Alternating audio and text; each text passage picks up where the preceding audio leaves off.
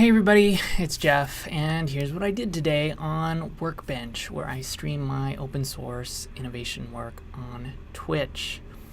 So, previously, I made a quick prototype of a front-end framework in Go using WebAssembly, kind of based on Vue.js, and it basically was putting together a template system that implements the Vue.js style templating and then kind of wrapped up something that felt like a Vue instance and then got that to mount it to the DOM using Go compiled to WebAssembly, which gives you syscall.js. The next steps, though, involved quite a bit of code to actually generate and reconcile DOM changes, because here I'm just outputting all the HTML, and then I basically apply that to the page or set inner HTML.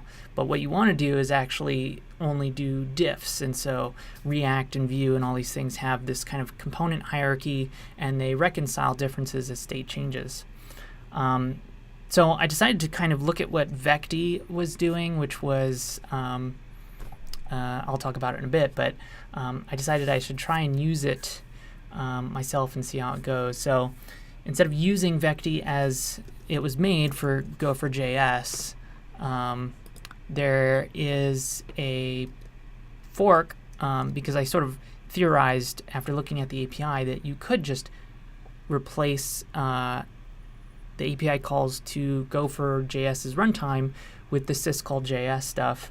And it turns out Brian Ketelesen did this already. So he already got the ball rolling with this fork that he started. And I didn't really know if it was working or not, so I was going to try it out today. We started talking on Twitter and on the stream for a bit, actually. He showed me his Markdown demo, which uses it. So this is his repository where he's playing around with this stuff, and I checked it out, and I ran it,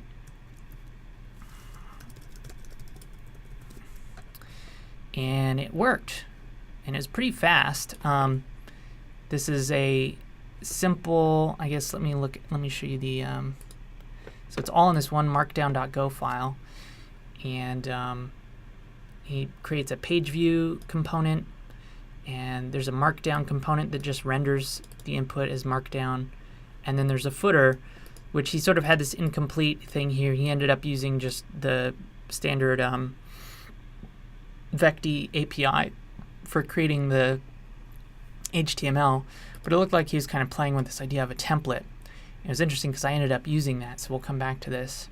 But what was cool is that this just worked. Like, this was compiled, and it worked. So that kind of proved that was kind of my goal for the day. So I was kind of like, what do I do next?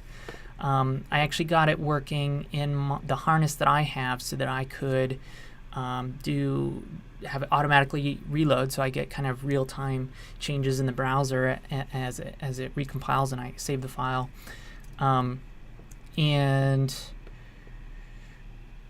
I've decided, well, I'll stumble into the next thing that I wanted to try with Vecty, which I didn't really know exactly how I was going to go about it, but I didn't have anything else to do. So I wanted to re-implement my Vue.js style templating, but spitting out Vecty objects. So basically the equivalent of what these are doing. So these are actually just spitting out some a data structure of Vecty objects that then Vecty knows how to reconcile and all this stuff. So I figured I could take my templating system and have it spit those out instead of HTML. So I went through and slowly but surely, creating some helpers and some reflection in order, and basically starting over with my render. So here is this. It's based on the HTML parsing package, which does this really annoying thing where to make it compliant, it will automatically, if you give it a fragment, it'll put it in an HTML and body tag. So I set it up, and then I just return. Luckily, this was a little bit cleaner. This is the second time I've written it. when I call node to Vecty, which takes a node in this tree, the document object and the last child would be body, and so that gets rid of that stuff. Anyway, kind of a hack around this HTML package. But otherwise, it just gives you these HTML nodes, and you can look at them and say, is it an element node? Is it a text node? And so immediately, easiest thing was, okay, text node, do a Go template, and then that would, like I did before, provide string interpolation in text. So for example, that copyright that he originally wrote as, if you were to use it, it would look something like this. But in my case now, I could just do this. And so this was as simple as just passing in the component as the context for the template. So that was pretty cool. And then one by one, I kind of went through all the other stuff that it does, except for this, because it didn't seem like I needed to make a template for that. But I did get into registering components. So you can see right now it's just kind of a manual thing where I can register footer and markdown, those types, and then I can actually create templates. In my templates, I can actually call those components, very much like a React or even Vue.js, I guess, does this with components. And then I got attributes turned into properties based on reflecting on the structs. And then I also had to do attribute binding, where I want to bind this to not some string, but actually a field on the context or the parent component. And so that worked. And then all this other stuff was converted, pretty straightforward. We got our string interpolation going on here. And already this feels, so the ideal is obviously something like this, but I didn't quite get there. But this is pretty close. And of course the weird thing, and this is what it looked like before.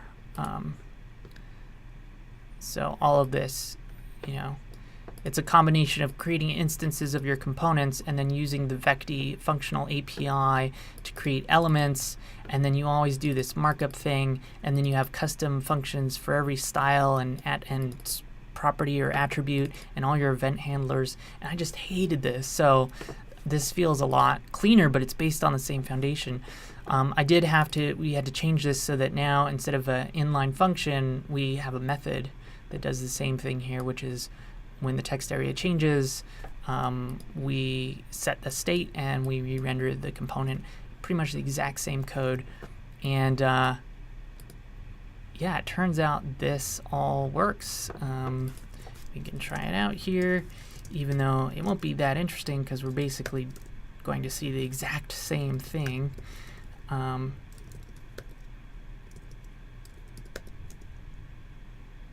As before.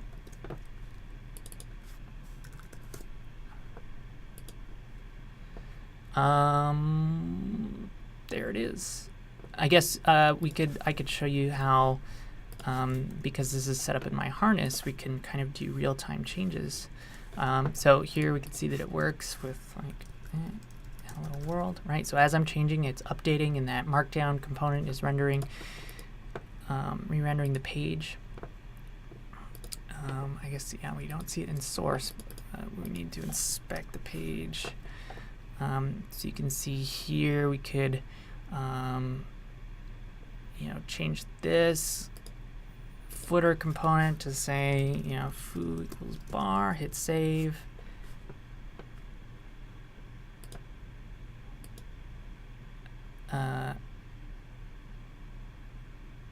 Well, I don't know why it's not there.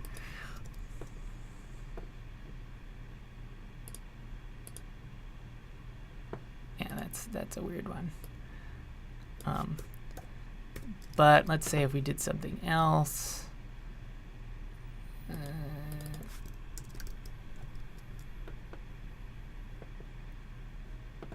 You know what? I think it's just because it's caching this stuff. There we go.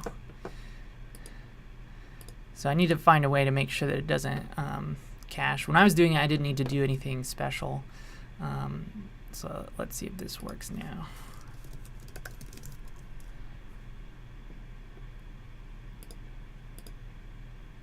=par. But see how fast that was too?